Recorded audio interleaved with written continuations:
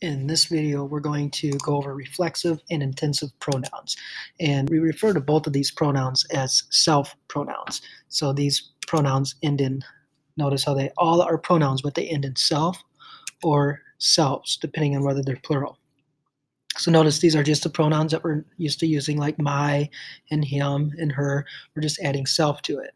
Now, the thing that makes reflexive pronouns different than intensive pronouns is reflexive pronouns, we can't take the pronoun out of the sentence. It won't make sense. So for instance, on this one, Bob made himself at home at father and son. If we take out himself, the sentence doesn't make sense. Bob made at home at father and son. So if you cannot take it out, it's a reflexive pronoun.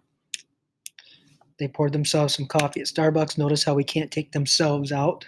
They poured some coffee at Starbucks.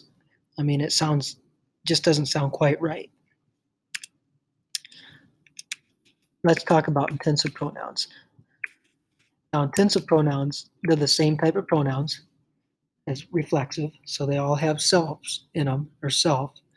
But in this case, the whole job is to intensify the sentence. So you can take these out. The sentence still makes perfect sense. They're just there to add a little emphasis to make the sentence more intense. Notice how his self, their selves are not words, so don't use those words.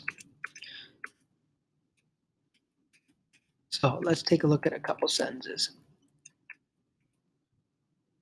Mr. Baldwin himself graded all the students' essays. Notice how himself, we can take that out and just say Mr. Baldwin graded all of his students' essays. That sentence makes perfect sense. That's why it's an intensive pronoun.